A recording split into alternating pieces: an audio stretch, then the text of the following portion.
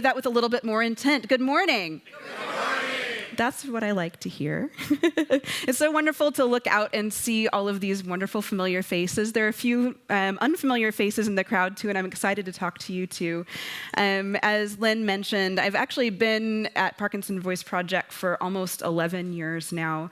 Spent most of my career helping people with Parkinson's improve their speech, mostly through the Speak Out and Loud Crowd programs, and it's been a pleasure to help so many people in the room with their speech.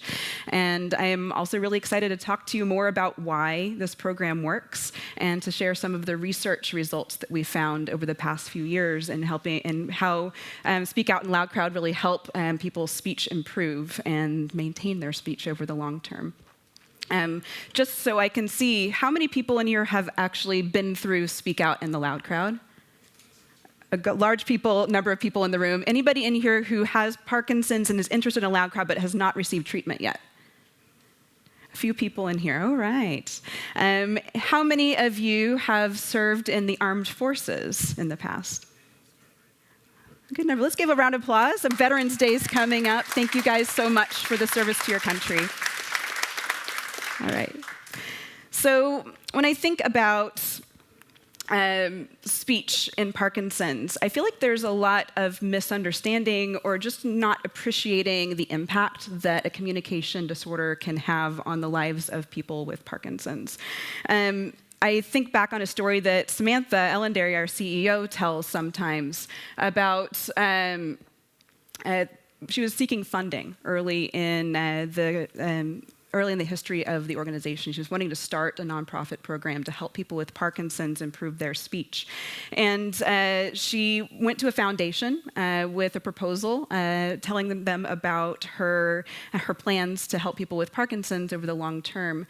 And after she kind of finished her spiel, telling them about her plans, the woman she was talking to basically said, "I don't mean to be rude. I understand that you want to help people with Parkinson's talk better, but who cares?"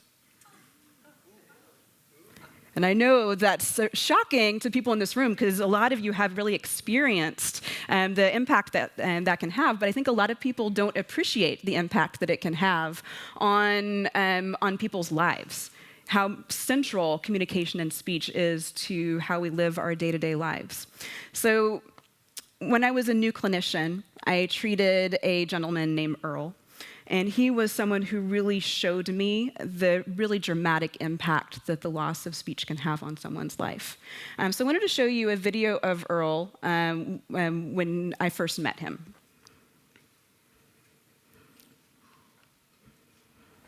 Have you noticed a change in your voice or speech since you were diagnosed? Yes. What have you noticed? It's I was slips and slides and can't catch any place. I turn the corner. I have to be descriptive on it. Mm-hmm. I'm not very clinical.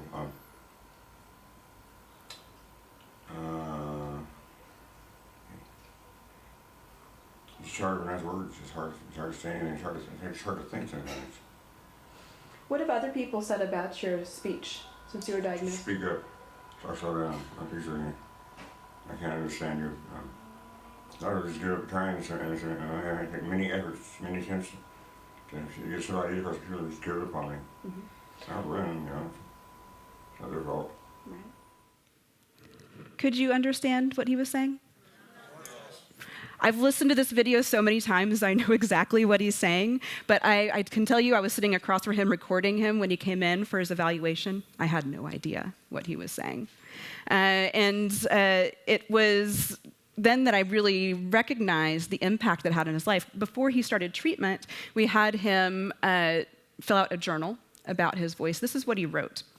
When we asked him how his voice communicates, his voice interferes with his ability to communicate, he said, "I find myself alone nearly all the time. I have no human adult friends or fellow employees. It is simply not worth the effort it takes for them to talk to me." He has to repeat himself 300% of the time, and his voice made him feel ghostly, sepulchral, hollow, invisible, unreal, and embarrassed. Does that sound like somebody who doesn't have something to say? Somebody that doesn't have a lot to give to the world, but yet he was unable to give anything that he had to anyone around him because he couldn't communicate. About a year after I met him, I did an interview with his wife and asked her about his experience with his voice and how he had lost his voice.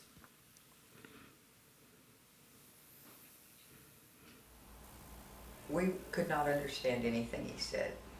Sometimes we would actually manage to get some means of communication going. He would have to repeat 3 times at least. We'd have to make him do 1 word at a time. And every time you ask him again, his voice would get lower and lower because he'd become more and more self-conscious. And we'd be less and less likely to understand it. Anytime we were in public or around people and he would say something to anyone, they would look at me and panic like, help me out here. And most of the time I didn't know what he said either, so it was very distressing for him, for everyone around him. He would get at times where he would just clam up and he wasn't able to communicate, so he would stop even trying. And in some ways that made people around him a little happier because they weren't having to face it, but he was just miserable, as anybody would be. How long was he unable to express himself? About 10 years. It was a full decade. He's had Parkinson's for 30 years, and it took it a while to get that bad, but it certainly did, and it did a long time ago. How did that affect his social life? Ruined it. He really didn't have a social life. All of his friends gradually just kind of, his own mother didn't want to try to talk to him. So, right, who cares? And that's like a horrible thing to say. But the thing is, we do have to care. First off, I mean, for some of the more practical things, people need communication to maintain their employment. People need in their communication to maintain their friendships, their social contacts, their marriages, their identities. I was talking to a patient not that long ago about how wrapped up your identity is in the way you sound and the way you communicate. And even going as something as access to healthcare. If you can't communicate with your physician and your healthcare team about what you need, are you going to get the best healthcare? So we definitely care about speech. And in addition, difficulty communicating can lead to even greater problems. When people have difficulty communicating, they have a smaller social network, fewer positive social exchanges, meaning when you communicate with somebody, do you come away from that interaction feeling good about yourself, or do you come away from that interaction feeling not so great about yourself? People participate less in their social activities because it's harder. They feel more lonely. And in fact, over half of people with Parkinson's in a research study reported difficulty with social isolation. And social isolation can lead to increased risk of cognitive deficits. It can lead to increased risk of coronary artery disease. Loneliness and isolation puts people at greater risk of falling, being hospitalized, being institutionalized. So this is not a small matter. People don't recognize how big of an impact speech and communication and isolation can have on someone's life. In fact, the risk of isolation is similar to that of obesity, lack of access to healthcare, smoking, and physical inactivity. So being active and connected to your community is just as important as a lot of these other things that we're more aware of. So after Earl got help with his speech, he noticed a great impact in regaining all of those things, his ability to connect with his family, his ability to connect with his community. And so here's a little bit from him and his wife about how his life changed from being able to work on his voice.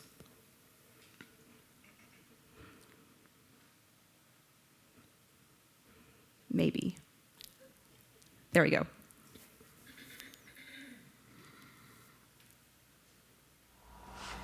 It was difficult, but it was exhilarating at the same time. He'd not had hope.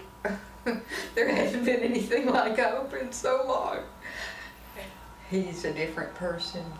He has that freedom to express himself, and He'd stopped even trying to think because there was no one to tell it to, and his brain is working better. He's back to the things that interest him. He actually reads again. He'd stopped even reading. There's no point if it just stops with you. And he's getting back his interest, and he's got some friends, and his mother will talk to him on the phone. His children aren't afraid that he'll come in the room and try and talk to them.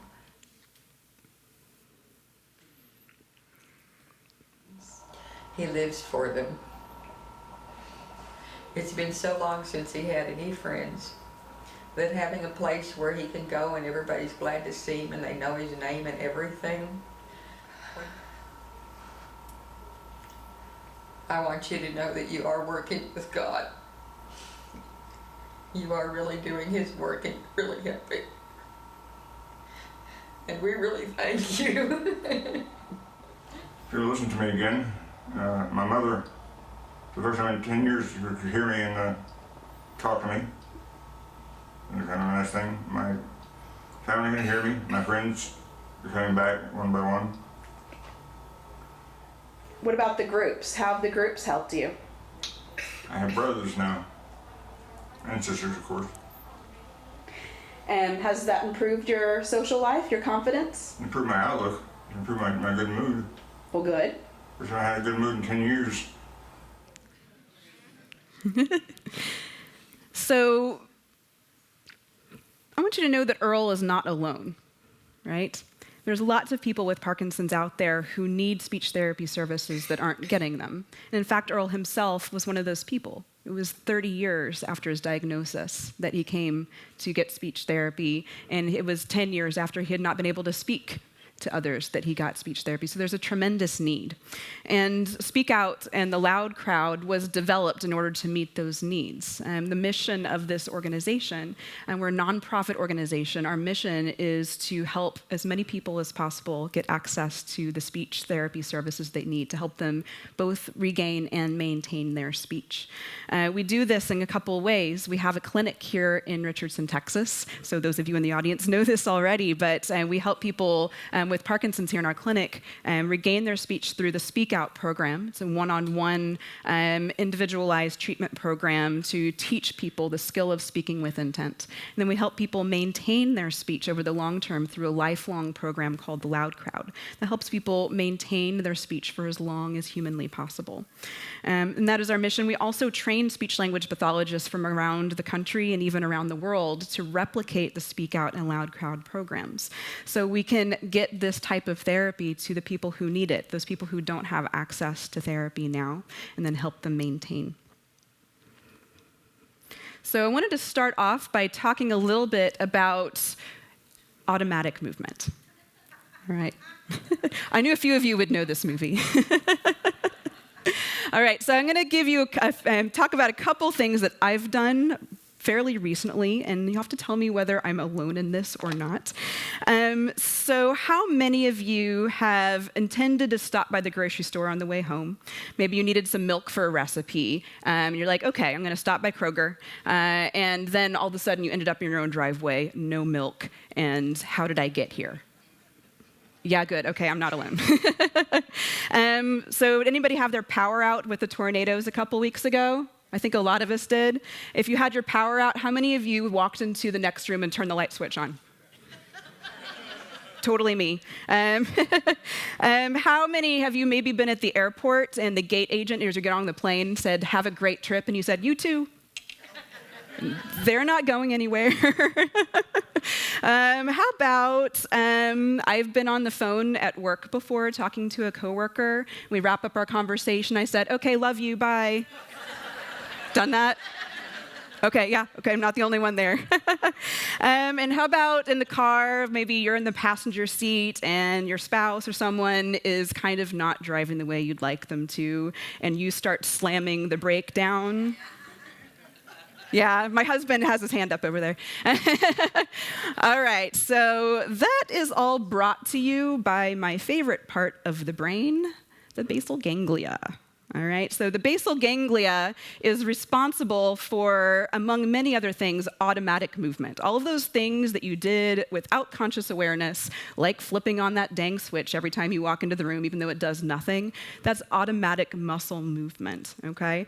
So the basal ganglia is a part of the brain that's really deep inside your brain. If you look at the outside of the brain, the layer that's on the top of the brain, that's called the cortex. And that part of the brain is responsible for things that we are consciously aware of. All right, but the deep structures of the brain, there's many of them, but I'm focusing on the basal ganglia today. That part of the brain is responsible for a lot of the things that we do subconsciously that we're not consciously aware of. I love this part of the brain. I've learned a lot about it as I've worked with people with Parkinson's, because it is impacted by Parkinson's. And it does much more than movement. It's responsible for a lot of our mood and everything as well. But I wanted to give you a little bit of information about how the basal ganglia affects our movement. So, number one, the basal ganglia allows us to convert effortful and intentional movements into automatic ones through lots of repetition. So I have a picture of a kid playing the piano. I like this example because when a child is learning to play an instrument for the first time, if they're sitting down and learning scales, they have to put a lot of conscious awareness into what they're doing. It's very labored in order to get the fingers in the right place. But if that child stays with their piano practice over years and years, eventually maybe they become a concert pianist, they can do scales with no second thought. They could probably have a conversation with you while they're doing scales because it becomes so automatic. The basal ganglia is what allows us to convert that effortful movement into something that's almost second nature, all right? Another thing that the basal ganglia does is it allows us to refine the accuracy of our movements and to adapt based on errors that we make. I like this example of a calligrapher. I don't think that calligraphers' writing looked like that when they first started calligraphy, right? But through lots and lots of practice and repetition, they're able to adapt based on errors they made and start to write this way in a very, like the first time they tried, it looks beautiful because the basal ganglia has allowed them to update their motor planning to where they can accurately execute what they're trying to do on the first try. And one other really cool thing the basal ganglia allows us to do is to execute these motor movements while focusing on something else. This is kind of like in the driving example when you just ended up in your driveway. You might have been thinking about something else. Hopefully you weren't putting makeup on, but unfortunately, we never recommend that anybody's doing other things while they're driving, but we all know people are doing it all day, every day. And people aren't just running off the road constantly. So our brain is able to allow us to drive, and while we're focusing and concentrating on something else. The basal ganglia is part of what helps us to manage that and to accomplish that. The basal ganglia allows us to execute something we've done and practiced over and over while we're thinking about something else entirely. Pretty cool part of the brain, right? So when I think about in my life some things that I've done that I was able to practice until I became pretty automatic, a lot of my Loud Crowd members know I do circus. That's my kind of extracurricular hobby. I started doing this about 8 years ago, and way back at the beginning, I was pretty terrible at it. This was actually a video of me doing it. I sped it up because it took me 7 minutes to do this very simple thing I was trying to execute. But basically what I'm doing is I'm trying to put a foot wrap on so I can stand up on the silks. I'm crossing the fabrics behind my back. But dang it was really hard. I had to try to put my footlock on like 5 times. I had no balance. My feet were all floppy. I didn't have a lot of strength. Every movement that I made, I had to be very consciously aware of. And so much so, yeah, exactly. So much so that I'm like, oh gosh, that I couldn't think about my other body part because I was focused so much on this other body part. And then I'm going to try 5 times to get upside down. It's not going to work. I'm just going to tell you right now. Because I was so new at it, I hadn't done enough practice to where I really could focus on multiple things at once. And I'll tell you, as I walk away from the silks here, I almost fall down. Yeah. But after 8 years of practice, I got a little bit better. Maybe, come on now. There we go. So now I'm doing pretty much the exact same thing, but I'll tell you, I'm talking to my students right now. I'm teaching a class. So I'm talking to them, and I'm showing them exactly how I want them to do it. I can keep my toes pointed. I can keep my core engaged. I can focus on whether they're paying attention to me. And I'm able to do that because I practiced this exact skill so much that my basal ganglia can take over some of that burden of my brain for me. All right? What's important to recognize is that being consciously aware of my movement, of every bit of my movement, is really difficult to do. It takes a lot of my brain space up. But the basal ganglia allows me to free up my brain space by making things more automatic, so I can concentrate on talking to my students and explaining what I'm trying to do, and pointing my toes, even while my body's busy doing other things. So I was curious, now that you've had a chance to think about it, are there some other things that any of you have practiced so much that you don't have to think about it much anymore? Typing? Yeah, that's a great example. Yeah, when you first learn to type, you're doing that hunt and peck thing, but then you can think more about what you're trying to say in the email, and your fingers just kind of do the thing. Yeah? Anything else that you can think of? Knitting, yes. You have a lot of great examples. Say it with intent, though. That's it. Good. Yeah, knitting. You can watch TV and just kind of purl, right? So you can, your basal ganglia is taken over, and you can concentrate on something else while you're doing that. And in fact, our basal ganglia is usually doing things much more mundane than what I just showed you. Another few examples that are really good for basal ganglia automatic function is walking, right?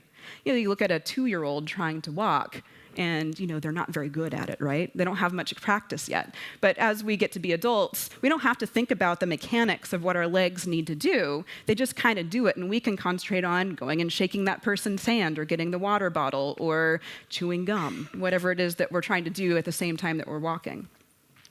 So there's another really important function that is highly automatic. So everybody say this word. Say it. All right. Oh, you said it with a lot of intent. I like it. So a lot of people have no idea what is involved in just saying a simple word like hello. So I'm going to tell you. Of course I am, right? So when you say hello, you had to take a breath in and kind of hold that breath in. Now, you also had to close the vocal folds, and that's what these are right here. There's vocal folds in the top of your trachea, and they close together, and then you hold them together, and then you use all these muscles in your abdomen and between your ribs to push the air out of your lungs through those closed vocal folds, which makes them vibrate. That vibration is your voice, okay? And then, on top of that, you have to move your articulators, your tongue, your lips, and your jaw to shape that sound into a hello. All right, say it again. Hello. There you go. You did all those things again. You really didn't have to think about doing them, but they kind of automatically happened. So now, I want you to read this passage with me. Everyone together? All right, let's do it. You wish to know all about my grandfather. Well, he is nearly 93 years old. He dresses himself in an ancient black frock coat, usually minus several buttons, yet he still thinks as swiftly as ever. All right, guess what? So that probably took about 15 seconds to read. You probably took about 2 to 3 breaths in order to read it. You turned your voice on and off about 37 times, and you articulated over 140 sounds. Wow. Did you know you were doing that? No. It's over 9 sounds a second, and that makes it a highly automatic function, right? So I wanted to show you actually an MRI of a person reading the exact same passage you just read, so you can see what's going on in the mouth. So in this video, you can see there's the nose at the top. You can see their lips, the jaw down to the neck. That white space right in the middle, I can only do this on one over here. That's the tongue. So I want you to watch how busy the mouth is when this person reads that passage. You wish to know all about my grandfather. Well, he's nearly 93 years old. He dresses himself in an ancient black frock coat, usually minus several buttons, yet he still thinks as swiftly as ever. Right? There's a lot going on in there. And again, we're not consciously aware of that happening. Highly automatic. Our basal ganglia is helping this happen, right? I wanted to show you, this is not super related, but I thought it was really cool. So I need to show you this. I found a video of an MRI of a person beatboxing. Are you familiar with beatboxing? Now, if we all tried to do this ourselves right now, it would sound horrible. And also, it would be really purposeful and intentional because we haven't practiced it. But this person has practiced it a lot. Check this out.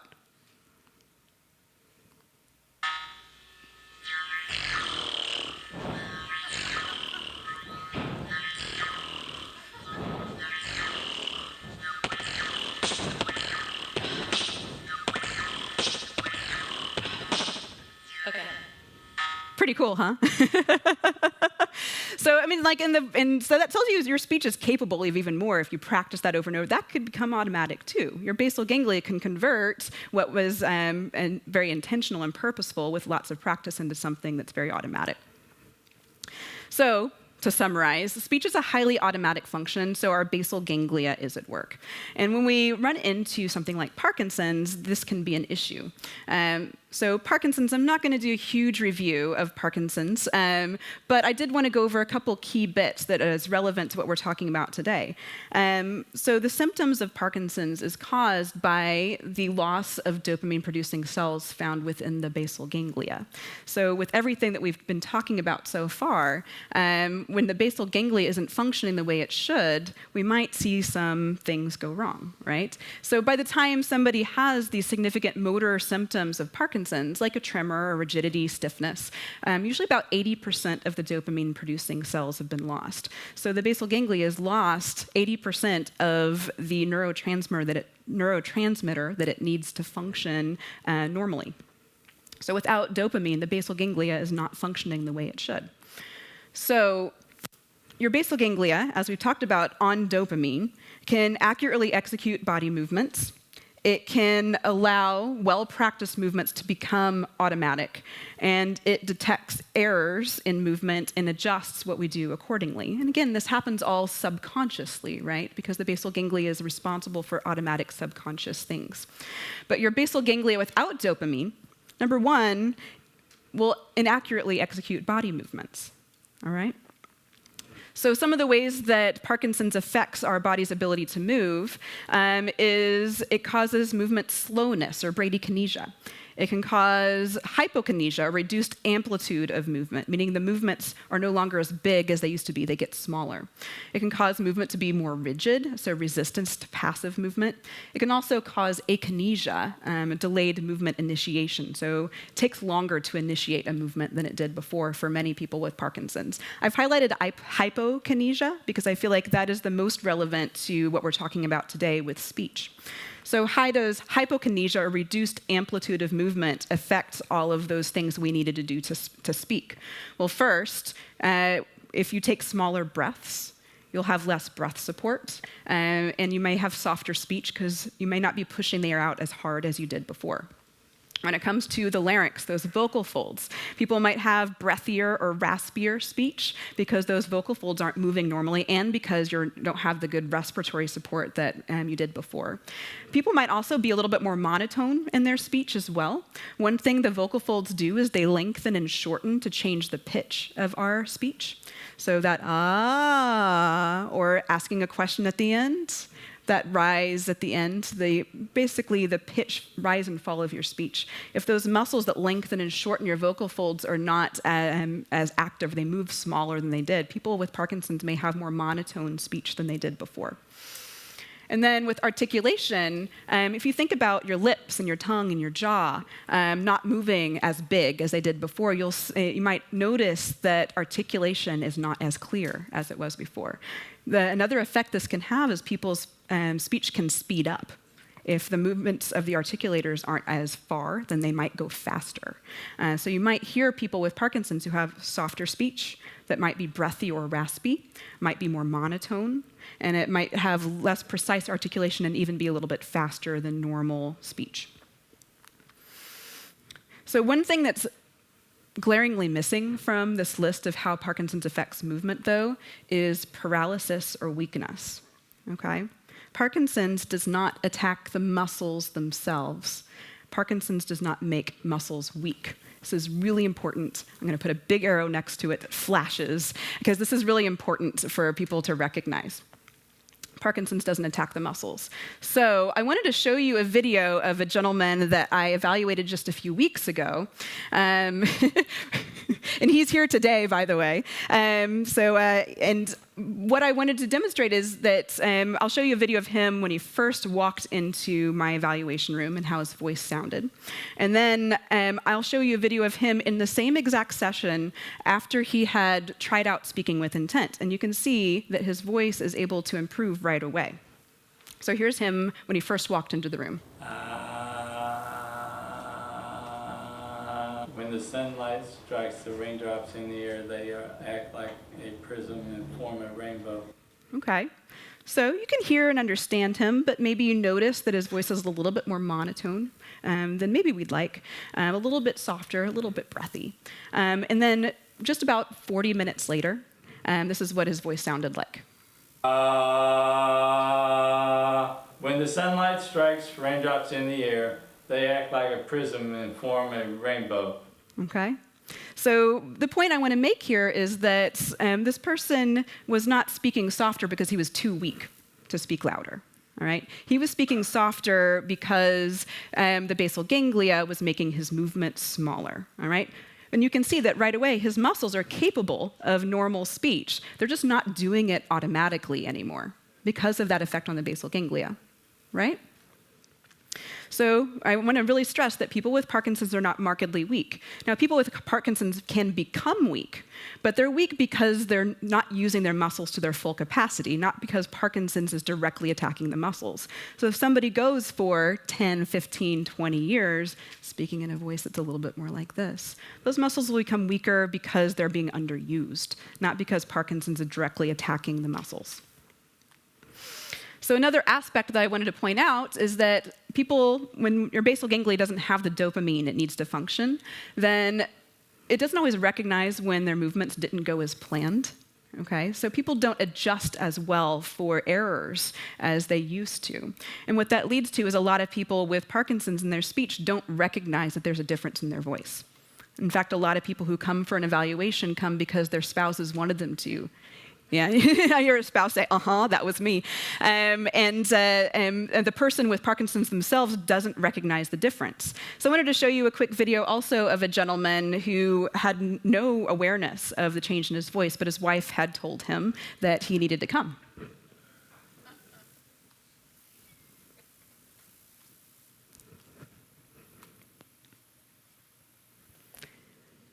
Dramatic pause. There we go. Have you noticed a change in your voice or speech? I haven't, but my wife has. Okay, what has she noticed? Then it's just softer, Uh-huh. which is probably true. Okay. Now that you have completed the Speak Out Therapy program, do you notice a change in your voice or speech? I do. I feel like I'm talking much louder and a little bit clearer. Have your family or friends noticed a change in your voice? Yes. What have they said? They tell me, my wife tells me that it must be working because she has less effort to hear what I'm saying. Good. I feel happier that my people around me are able to see, are able to hear me clearly.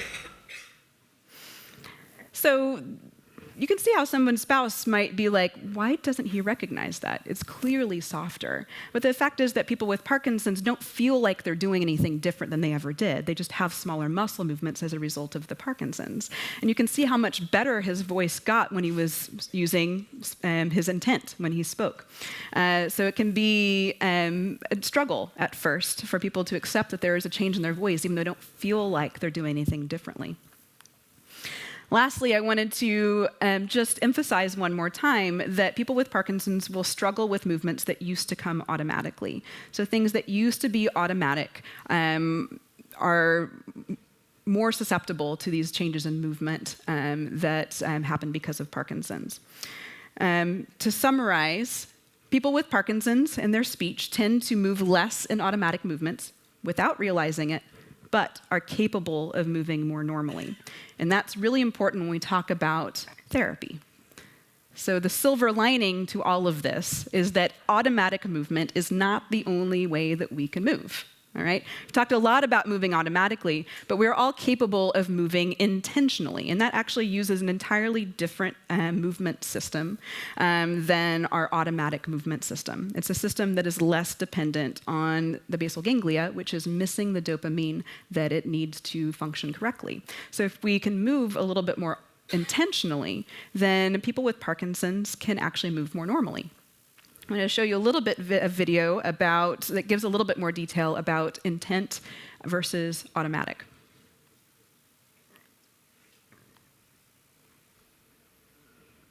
All of us, whether or not we have Parkinson's, have used intent throughout our lives. Consider these examples. Think about your last job interview. Did you make a conscious effort to smile and make good eye contact? Did you purposefully sit up straight and speak clearly? Whether or not you were aware of it, you were probably using intent. What about driving? Is driving an automatic behavior or an intentional one? Have you ever driven somewhere and suddenly realized that you weren't paying attention, but arrived at your destination anyhow? You were probably using the automatic system. But have you ever driven down a highway when suddenly you got caught in a downpour? Did you turn off the radio, put both hands on the wheel, and lean forward just a bit? You shifted from the automatic system to the intentional system, from the extrapyramidal to the pyramidal. What about when you exercise? Do you find yourself working hard to swing your arms when you walk, lift your knees higher, run faster, do sit-ups or push-ups with more effort? This is intent. So we're all capable of using intent already. This is a skill that we all already have. So it's an idea of applying the skill that we have of using intention when we move and applying it to something we're not used to doing intentionally, right? So this whole concept was first described by Dr. Daniel R. Boone, a speech-language pathologist who back in the 50s discovered the concept of intent. So I'll let him tell you a little bit more about how he discovered this.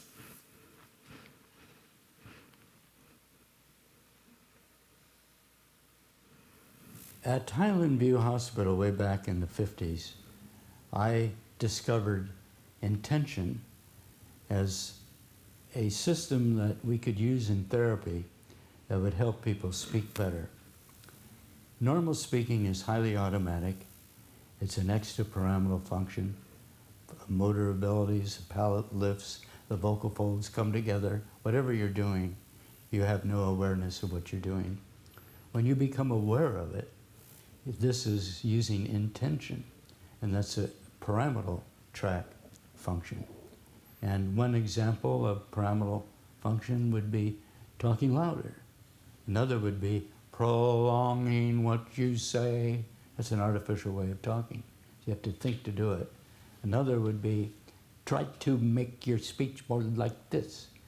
And when I started with intention, if I found a patient who could speak with an accent on purpose, they would usually speak clearer than if they didn't use the accent.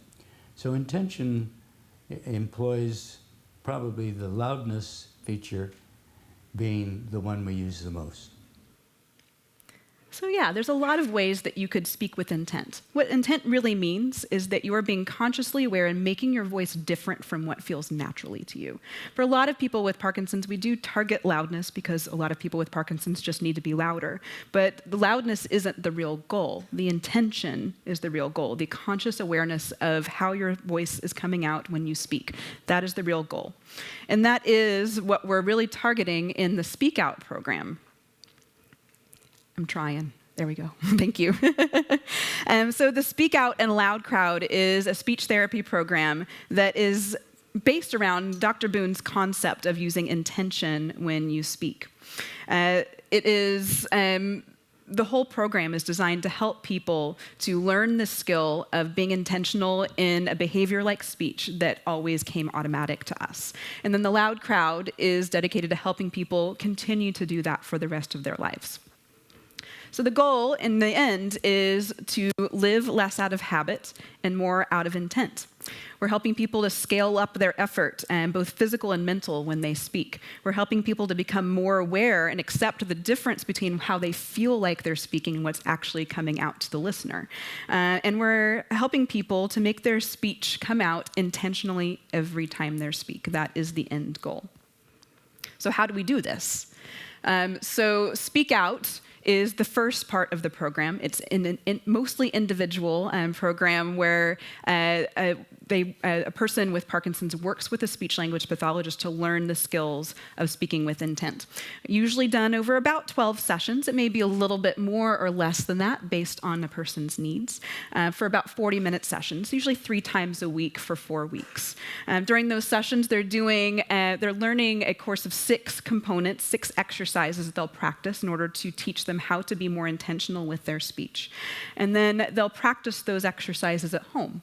Home practice is essential. Being able to speak with intent in a therapy office is not going to help someone in their everyday life. So people need to practice outside of the clinic so that they are able to implement what they learned in treatment in their home and community. They're actually asked to work out their voice 2 times every day using a Speak Out workbook that I'll show you in a little bit. As part of the exercises, we're teaching people to do a cognitive exercise, or more accurately, a cognitive linguistic exercise. When we say ah or count, as some of my Loud Crowd members are familiar, you don't have to think too much about what you're going to say. But when we're using our voices out in our everyday lives, we're having to think of the words we want to say and put the sentences together and keep track of the conversation. There may be distractions around. And we have to remember to speak with intent even in the face of all of that background cognitive things that are going on. So we embed a cognitive exercise into our program to help people develop that skill as well. And again, I can't say this enough, and if you're in any of my Loud Crowd groups, then you'll know the goal is to speak with intent every time you speak. So I always tell my patients when they come in for their first session, the best way to learn about the exercises is just to do them. So I wanted to do these exercises together. So I'm going to demonstrate for you all. I'm going to demonstrate in a nice, strong, projected, intentional voice. And what I want you all to do is repeat after me using a voice that feels a little bit more effortful than normal and that you are definitely being deliberate and purposeful about. Imagine that you are in that job interview and wanting to get your voice out clear, or you're on stage, like I am, and trying to be clearly understood to the listener. So the first exercise is a warm-up exercise, actually. It's the may, me, my, mo, moo. So it would sound like this. May, me, my, mo, moo. So do that with me. Ready? May, me, my, mo, moo. All right, so that was our first one. I can tell, especially as spouses, you might be a little bit shy. So I don't want you to be ashamed of this voice. Being strong and purposeful is a good thing. So let's do it one more time, and I want you to let it all hang out. All right, be confident. Sometimes I'll tell my new patients, fake it till you make it, right? Sound confident even if you don't feel that way yet. All right, let's try it again. May, me, my, mo, moo. Very nice job. All right. So the second exercise is an ah exercise. The ah, we're working on coordinating the breath support with our speech, but we're also practicing keeping your mind on your voice for the entire 10 seconds. We're going to hold that ah. So I want you to really focus on not letting your voice trail off and keeping that same level of intent from start to finish. So I'll say an ah, and then I'll have you repeat after me. We'll hold it for 10 seconds. So it should sound like this. Ah.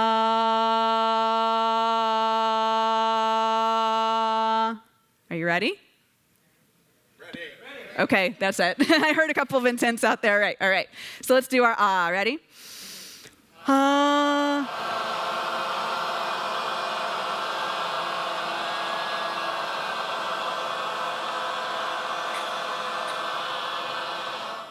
Did you keep it strong all the way to the end? Yes.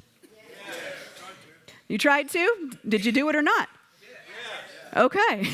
So, and that's a good point. Like, sometimes I'll hear people say, I tried to, but if you're not sure whether you were being intentional or not, then you weren't being intentional.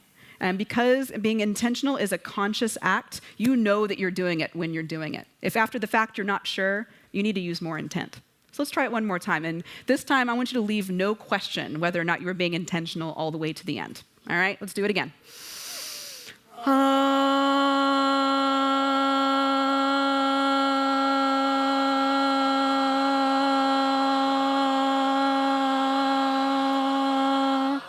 Were you intentional all the way to the end? Yes. I believe you this time. Good. All right, the third exercise is a glide exercise. This is probably the one that's the most intimidating to people when they first come in, because this is not something we normally do with our voices. So again, this is a fake it till you make it moment, right?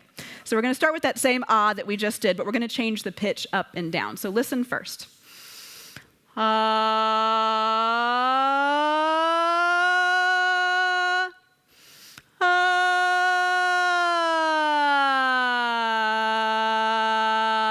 And notice I got all the way to the end without getting shy or trailing off. I kept it strong all the way to the end. So now you got to do it. And I'm looking. I can tell if you're not doing this. All right, let's do it all together. Ready?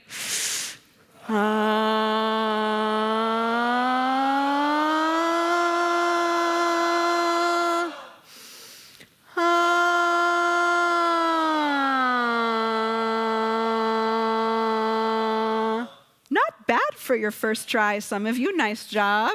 All right, so now I want you to feel as if you are getting stronger on the way down. So instead of a ah, I want to ah. So you're going to really focus on making sure it stays strong all the way to the end. Let's do it from the beginning, starting with that lower note. Ready?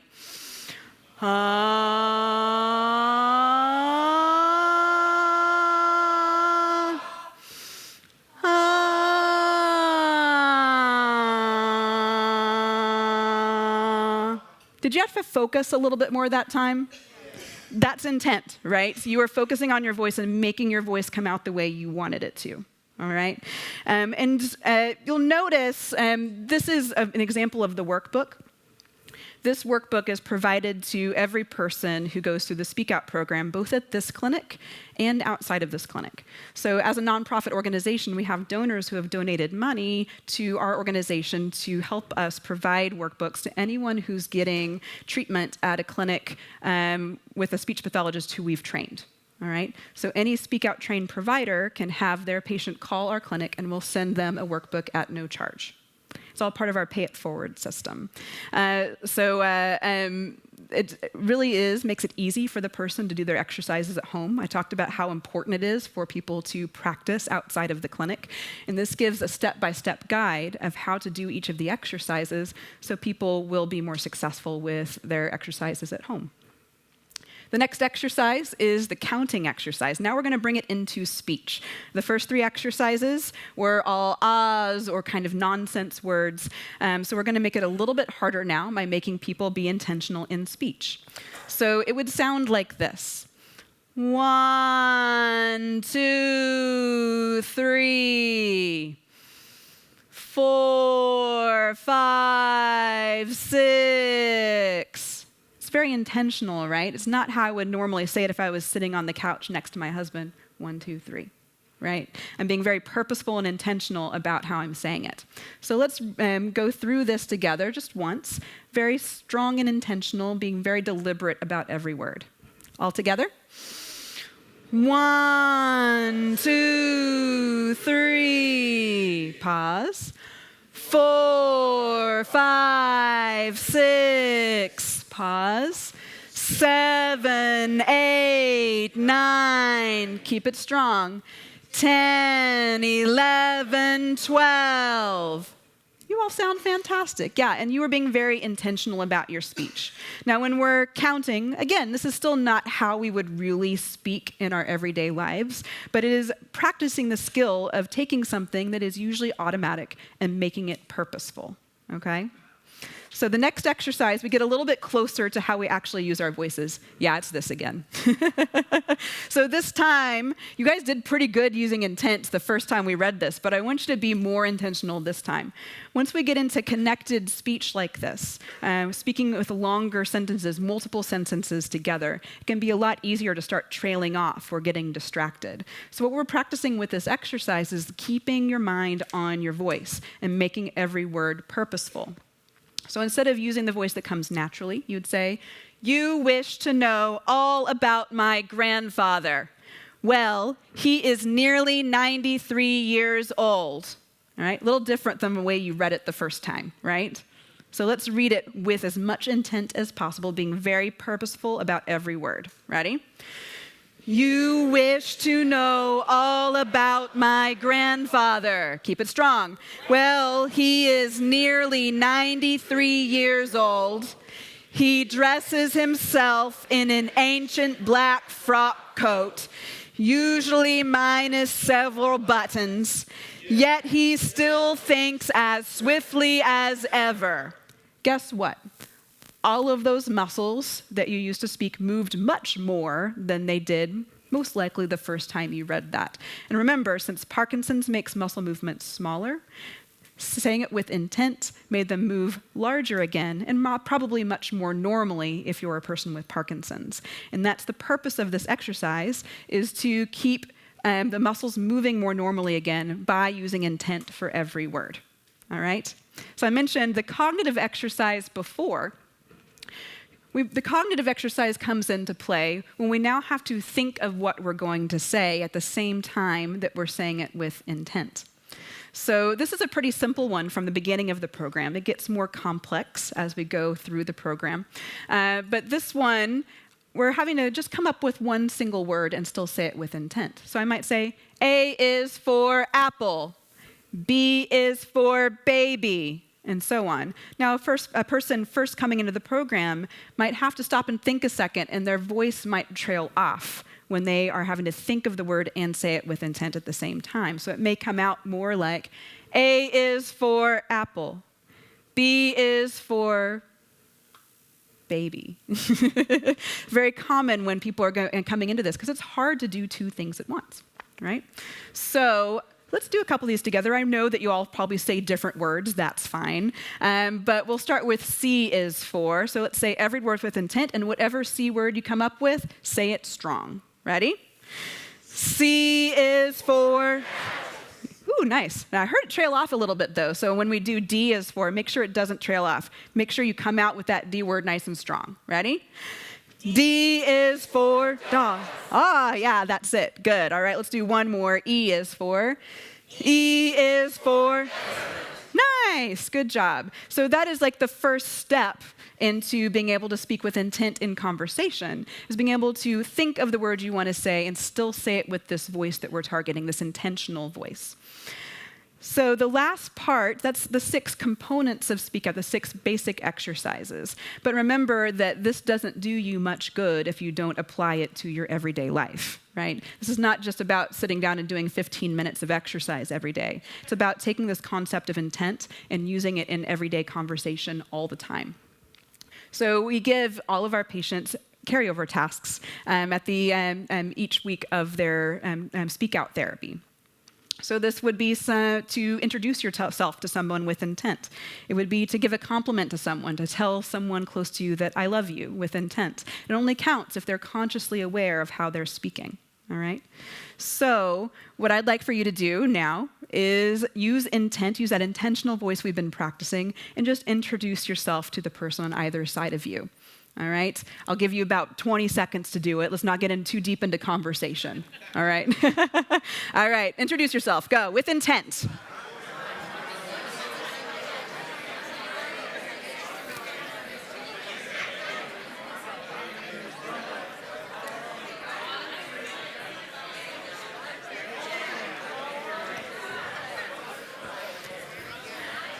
All right, let's come back to. So this always happens. This tells you how important communication is because no one can just introduce themselves, right? You've got to keep going. Did you feel like you were being purposeful when you introduced yourself to the person next to you?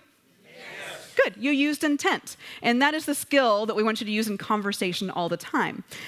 So by the end of Speak Out, we want people to be able to hold a conversation with somebody, being consciously aware of how they're saying every word without too much help from me or their therapist, okay?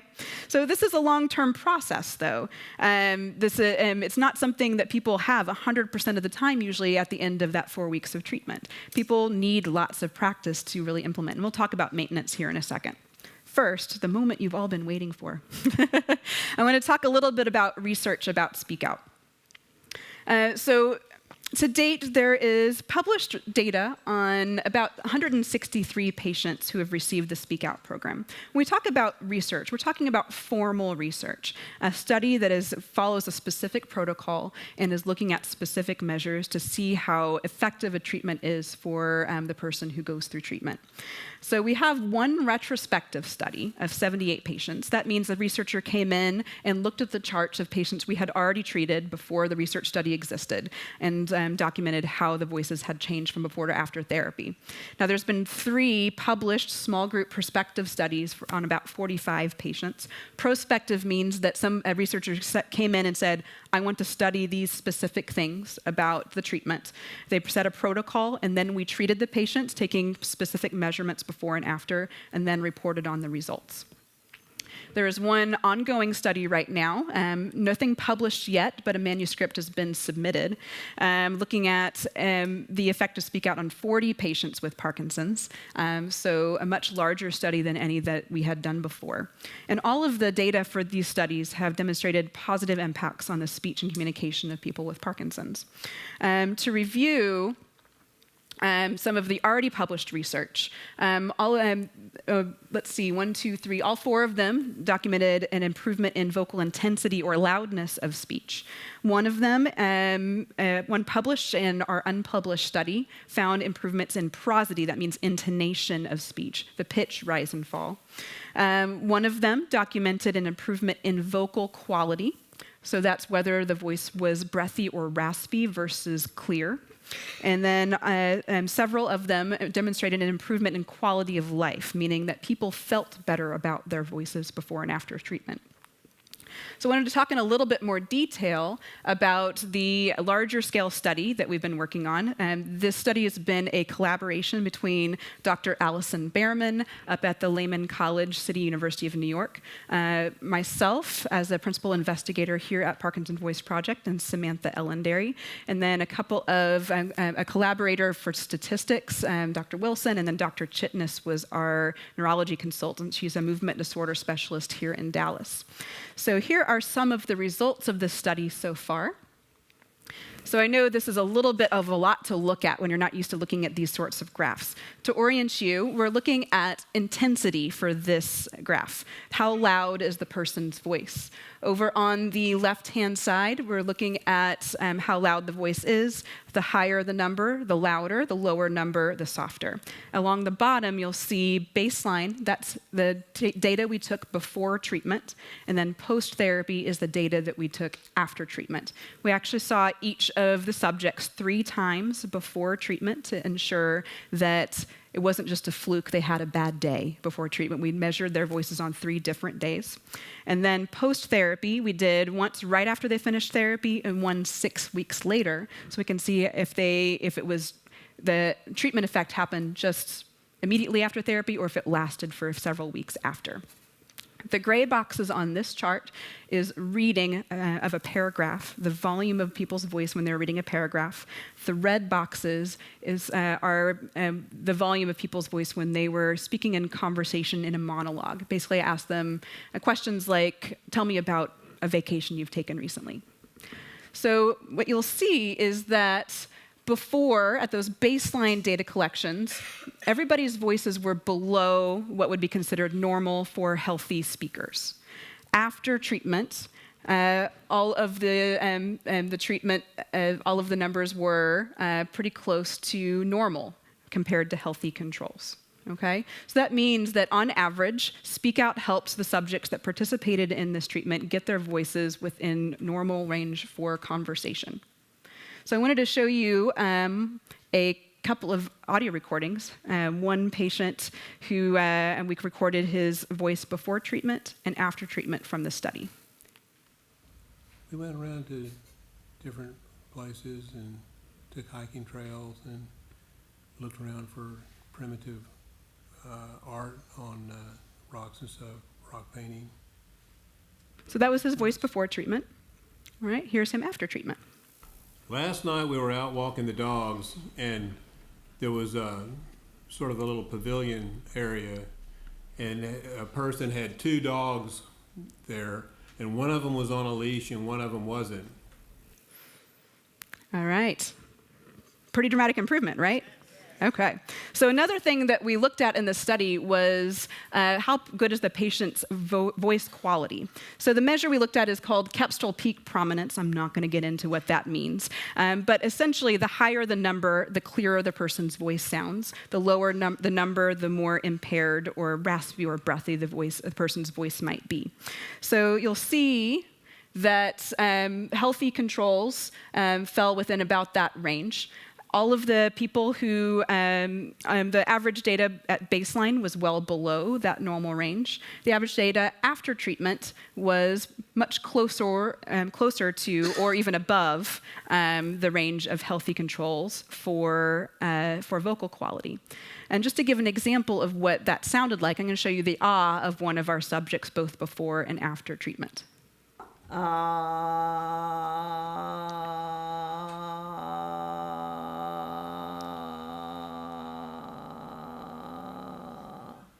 Very raspy and creaky, right?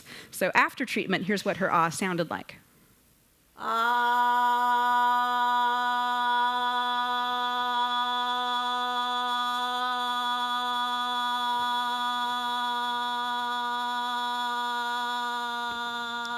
Yeah, much better, right? All right, so we noticed a significant improvement in vocal quality from before to after therapy. And then we looked at intonation. And so you'll see 2 normal ranges here because men and women have different levels of vocal variation. Women tend to be a little bit more expressive than men in their speech. So the gray boxes here are the men. The red boxes here are the women. And you'll see that kind of bear out. So the men, on average, were a little bit lower in their vocal variety than the women were, but still well below the normal range for men. Women were actually, before treatment, were about as expressive as normal men are, but still well below the range for healthy women. You know, it's the way the world turns. But you'll see after treatment, both men and women fell at or above, on average, the range for healthy controls of the same gender as them. So I wanted to show you, this is a recording of a man before and after treatment. Listen to how interesting is his voice to listen to, how much vocal variety is there.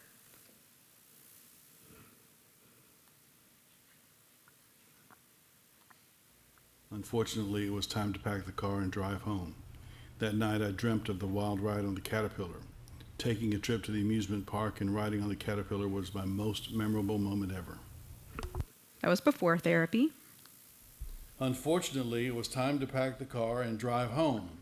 That night, I dreamt of the wild ride on the Caterpillar. Taking a trip to the amusement park and riding on the Caterpillar was my most memorable moment ever. You hear the difference? Yeah. So, I mean, again, it wasn't necessarily that we couldn't understand him before, but it was a lot more monotone. Now you hear more of that vocal variety.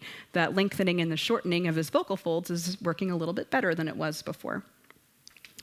So, yay, good. We see all of these great improvements that Speak Out has on the voices of people with Parkinson's. But after Speak Out, have we done enough? And my answer to that is no. Just because we've improved the speech of people with Parkinson's, we haven't yet addressed what's happening long term. And that's what is really the crux of this whole thing. So it's important to recognize that we have not cured the underlying problem. We've only compensated for it. So that basal ganglia is still missing its dopamine. We haven't fixed that. We've just taught the person with Parkinson's how to work around that by being more intentional, right? So we haven't cured the underlying problem. We also haven't halted the progression of Parkinson's. Right? Unfortunately, I wish we had a cure, but we do not. So Parkinson's marches along, which means that what worked for the person now may not be the same thing that's going to work in 10, 15, 20, 25 years, okay? So that's great that we've gotten the voice better now, but what do we do later, right? And then another really important thing is that dopamine is not only involved in movement. Dopamine is also highly involved in motivation, initiation, and reward. There's actually some pretty interesting research out there about, they give lab animals more dopamine. And when lab animals have dopamine, they're more curious about their environment. They explore more and things like that. So dopamine has to do with us getting out there and exploring and being interested in what we're doing. And so when people don't have enough dopamine in their systems, people with Parkinson's are more likely to have Parkinson's-related apathy or just a reduced level of motivation. They're less interested in their environment. They have a harder time initiating the things they might previously have wanted to do. All right? And that can be a really difficult thing to deal with as we're dealing with a long-term illness like Parkinson's. And I want to remind people that being intentional takes a lot of cognitive effort. It's hard, right? And people with Parkinson's, they just want it to be better. They don't have to practice. Practice is hard. And being intentional takes a lot of mental effort all the time. And what we have to remember is that because intention is the opposite of automatic, you can't go back to automatic again. If you're not being intentional, you're being automatic. If you're not being automatic, you're being intentional. So, like I mentioned before, our basal ganglia is what lets us practice something so much that it becomes automatic. Remember, that's not going to work with Parkinson's. You can't ever practice being intentional so much that it becomes automatic, because you would, by definition, not be being intentional anymore. So this long-term practice and difficulty with motivation can put people at risk of losing what they gained. So people might see this really dramatic improvement in their voice, but then Parkinson's marches on, and it starts to decline, and eventually, with no aftercare, they might end up being lower than they were before they started. And we definitely don't want that. So I tell people a lot that therapists, including speech therapists, physical therapists, we should all really be jealous of dentists. Dentists have it good, man. When you think about how to take care of your teeth, everybody could tell me what you're supposed to do. You're supposed to floss every day. You're supposed to brush every day. You're supposed to go for cleanings and checkups every 6 months. At those cleanings, we might find out we have a cavity. Okay, I got to get it repaired. Get those fluoride treatments, get whatever treatments you need. And we kind of all just take that as gospel. Maybe we're not the best flossers in the world, but we know what we need to do, and we just kind of do it. We get the calls from the dentist, and we're like, I don't need that. We go to the dentist and get our teeth cleaned, I hope. All right? But when we think about taking care of voice, I often get this, oh, it's fine. I'll call when I notice a problem. And I'm no. Please, no. Think of if you've treated your teeth in this way, right? If oh, my teeth are fine, I don't need it cleaned, I don't need to brush or floss or anything, I'll just come back when I get a toothache. No. So we just kind of take that teeth care as gospel, and I think we can do the same thing with our voices, and that's really what we want you to do.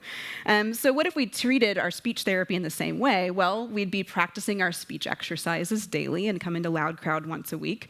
We'd have our speech reevaluated every 6 months, and at those reevaluations, we'd adjust our technique, troubleshoot, make adjustments to how we're doing our therapy and our home practice, so we can prevent major issues in the future. Just like getting your teeth cleaned and x-rays are going to prevent you from having to have that root canal 5-10 years on down the road.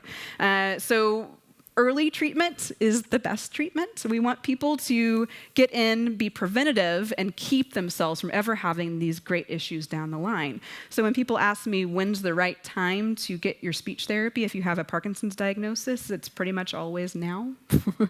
So we can get you on a routine so you can prevent issues on down the line. And that's where the Loud Crowd comes in. So Loud Crowd is our maintenance program. I know. So Loud Crowd consists of daily home practice. We encourage you to practice with your family members. We encourage everybody to practice once a day, every day, forever, all right? And the practice session itself takes about 15 minutes. It's not a huge time commitment. It's the consistency that's important. Second, we want people to participate in group therapy approaches. We have a singing program here at Parkinson Voice Project where people get together and sing for vocal exercise. We have our Loud Crowd groups where people get together once a week, do their exercises, all 6 components of their exercises together, and then have the opportunity to speak with intent to other people in the group in a safe space. And it becomes much more than just a speech exercise group. It also becomes a support group for them, lots of social support. And then we have people come back at least every 6 months for refreshers. We want people to have an active role in maintaining their speech rather than just letting it trail off. We want them to take a proactive stance and fix little issues that come up along the way. So your speech pathologist can become your coach and help you to solve problems and adjust for differences in the way you live your life and the way your exercises are feeling. So, and we can also kind of detect things. Remember that people with Parkinson's don't always perceive their own voices the same way as others do. So having somebody can give you an objective opinion about how your voice is doing can really clarify how you view your progress with your speech. So, with that in mind, what we want, instead of this downward trajectory after you finish therapy, we want people to come in, get their voices better, and after about 6 months, they get a 6-month reevaluation, and then we can give them whatever therapy they need to get their voices back up to where it was before. Then maybe Parkinson's progresses a little bit, or maybe somebody gets off track and their voices trail off a little bit at their 6-month refresher. We can identify that and then give them whatever therapy they need to get it back up. And that's the progression that we want to see over the long term. So people are maintaining their speech pretty close to where they were when they first graduated from Speak Out, rather than waiting until it gets really low and then having to do the whole program back over again. And I'll tell you, in my experience, somebody waits, 5-7 years after they completed Speak Out, and we do Speak Out again, they don't get as good as they were when they first went through the program, okay? So I want to give an example of that. This is a woman that I treated back in 2010 who had great success in Speak Out, had a dramatic improvement in her speech, but she never really participated in long-term maintenance. She didn't come to groups, she wasn't really doing her exercises, and she maintained okay for a couple years, but then she went away for 3 or 4 years and came back. She did around, I think we did 8 sessions is all she could do at that point, but we really didn't see much improvement. That's tiny little mountain over there right above 2015.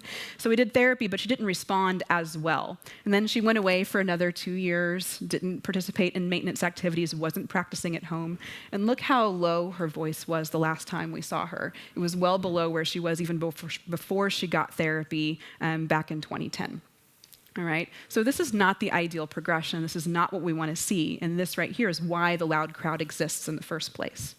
We know that regaining speech is not the hard part. The hard part is the endurance.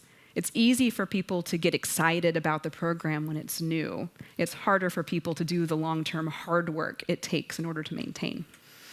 But we can see that with participation in Loud Crowd, people can do much better. This is an example of another gentleman who actually had a greater speech deficit than the first woman did before therapy, had really dramatic improvement in his speech, and he was participating in Loud Crowd on a fairly regular basis. He was doing his exercises at home, and you can see that he's maintained his voice much better. He didn't let it dramatically drop down before he came back. He came back proactively, and his voice is almost as good now as it was 7 years ago, over 7 years ago now. So I have a video of him. You'll see him back 7 years ago before treatment and then after treatment. And then I did an interview with him about the course of his speech maintenance 7 years later.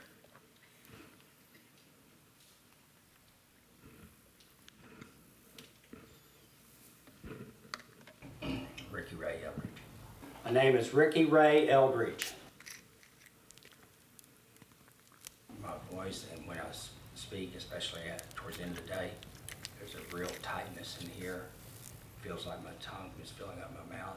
I noticed today when I was at my ARB meeting that more than one person said, I can tell your voice is much stronger. Karen, sitting next to her, she doesn't say what as much. How's your Parkinson's changed over the past 7 to 9 years? Well, my voice isn't getting weaker since I'm doing my exercises, but I've got some dyskinesia. It's moved from my right side to my left side, and I've got a lot of stiffness, and I've had quite a few falls. What do you do now to maintain your speech? I do the exercises, and then I use Karen a lot to remind me when I'm not speaking with intent. And even after 9 years of exercises, I still have to think every time I want to speak. Have you had a time that you didn't do your exercises and you noticed a change in your voice? Yes, I was kind of cheating for a while there when I do my exercises in the car when I was driving to place, thinking I was getting enough of a workout. And then I found out I wasn't able to do the cognitive exercises or the reading exercises. And more than anything, the cognitive exercises were very important. It helps me to think of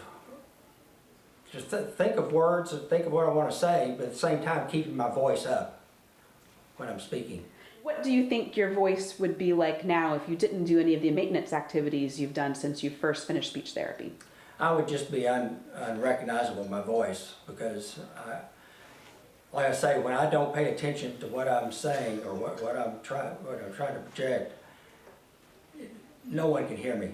I mean, it's just that weak. I mean, it's like this, and I think I'm talking normal.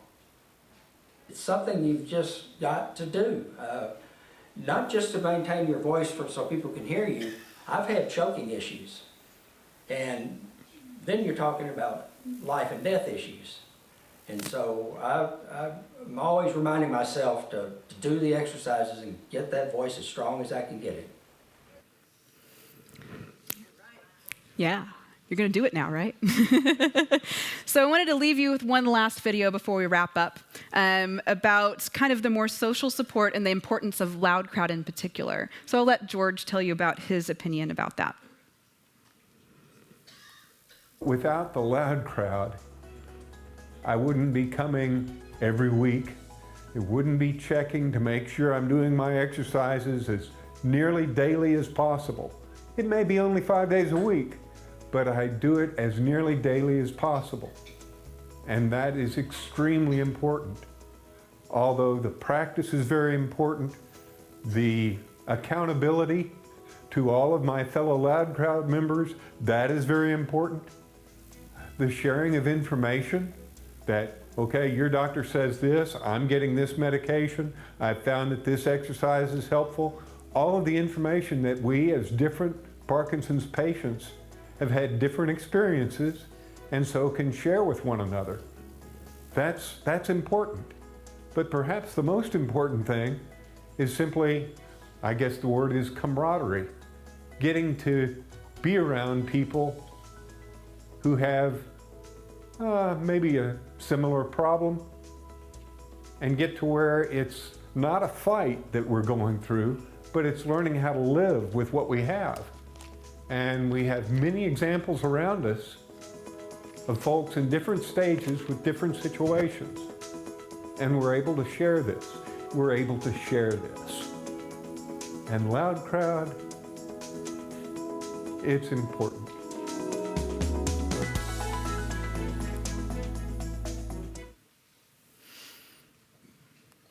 So, oops. Yeah, why do we care, right? So Speak Out and Loud Crowd can do great things to help people maintain their speech. The goal is for every person with Parkinson's to have access to the speech therapy they need so they can maintain their social contacts, they can avoid isolation, so they can be active and engaged members of their communities. And we want people to get this treatment early and maintain their voices so they never have to experience what Earl had to experience, a decade without being able to communicate with the ones he loved. So we really encourage people to seek the speech therapy they need as soon as they can.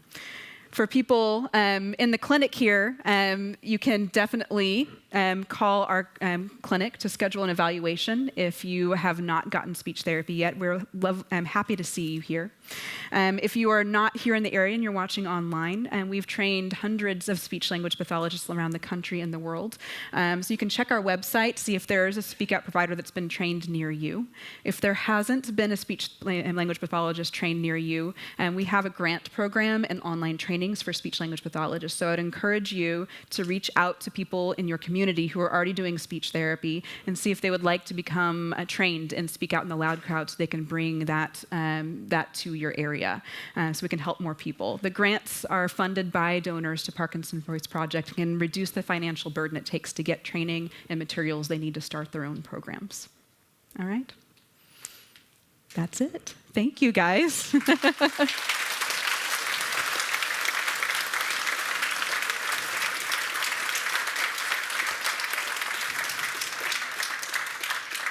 Okay, well, before we start our Q&A, we have about 6 minutes left for Q&A, but I do want to mention, if you're looking for a Speak Out provider in your area, go to our website and look under the section labeled Patients and Families, and there is a tab there that says Find a Speak Out Provider.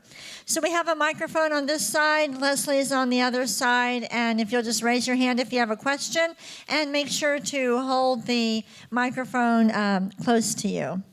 All right, we have one here. Speak with intent. I will speak with intent. First of all, thank you, Jennifer, for an outstanding presentation. That was great. That was great. Now, one thing that you did not mention, and I'm wondering how important it is in maintaining progress and showing ourselves improvement, is the monitor, the microphone that monitors and registers. How important? I don't have one, and I often think about, should I have one so I know just where is my level? Is it slowly going down? Is it coming up? So what can you say about that? Yeah, that's a great question. So in our clinic, we typically will lend a sound level meter to a person going through the program. So a sound level meter measures the intensity or the volume of someone's voice in decibels. And we can give our patients decibel goals we want them to reach for each of the exercises. And what that does is it helps people who don't always perceive their voices accurately, so to speak, or the same way that other people do. So they can be confident that they're doing their exercises with enough intensity at home. For example, we want the ah to be done for a lot of people between 85 and 90 decibels. Well, a lot of times when people do their ah in a way that feels natural to them, it's coming out like sometimes 70, 78 decibels, and they don't realize it because of that difficulty in self-perception. So the sound level meter can be really powerful in helping people kind of recalibrate themselves of how much effort they need to put into their speech in order to be heard and understood by their listener. On the other hand, though, we don't want people to be 100% reliant on that meter to tell them what they need to know. I remember a patient that I treated years ago. He loved his meter, and he was doing he would carry it around with him. He had it in front of the phone every time he spoke on the phone, and it helped him a lot. But whenever I took the meter away and I asked him, "Are you using intent?" he said, "I don't know. I need the meter to tell me." And I'm like, okay.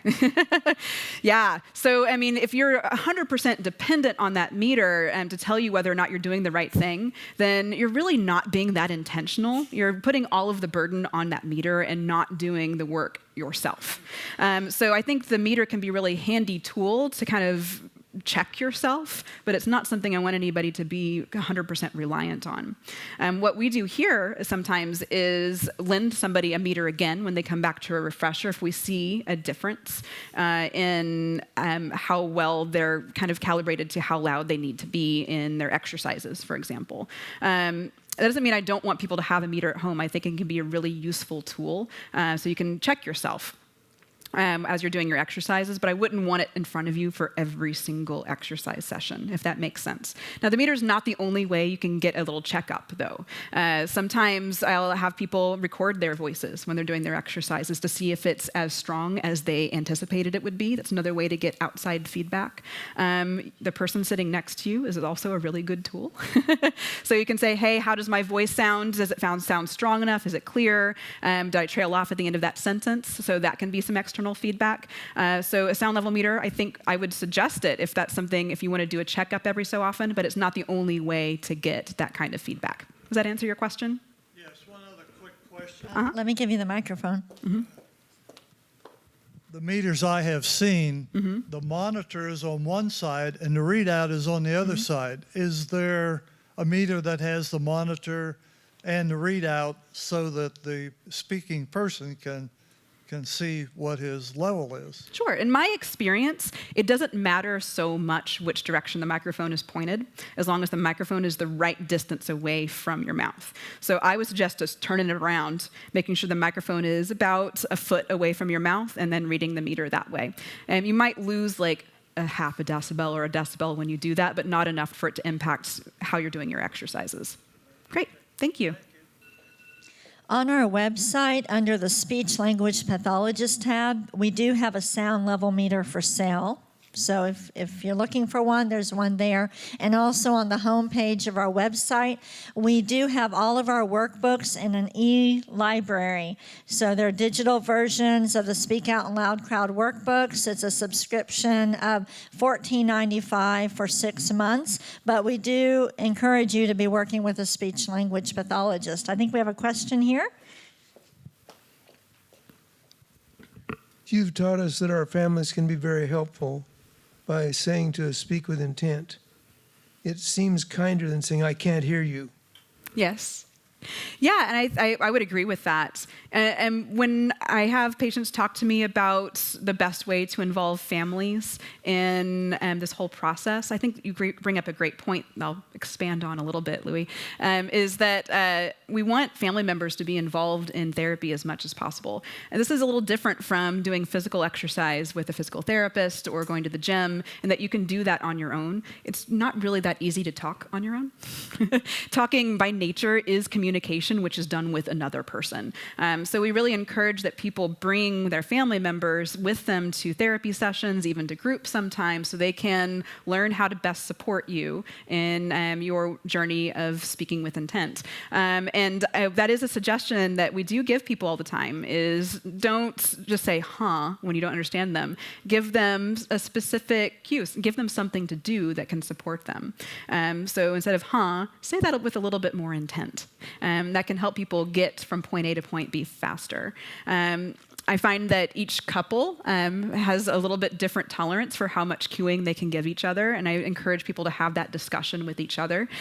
So do you want cues all the time? Is there a certain time that you want to work on it, and please leave me alone other times? Do you do your exercises together, and that's when we cue? Do you have a signal that you give each other when you're at dinner and the person with Parkinson's isn't speaking with intent? I had somebody say, I'm going to kick your shin under the table when you're not doing it. So I encourage that conversation between the person with Parkinson, their spouse, and family members to decide the best way to handle that aspect of it. Okay. It looks like we are out of time. Let's give a round of applause to Jennifer. You did an excellent job. Thank you.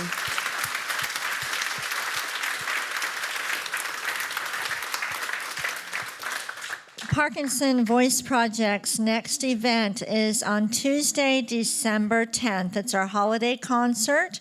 And then for information about our 2020 Parkinson's Lecture Series, go to our website under Education and Events, and we have all the speakers lined up for 2020. If you're in the audience, you have a card that has all of the topics and speakers. Thank you, everyone, for coming today. Have a great day.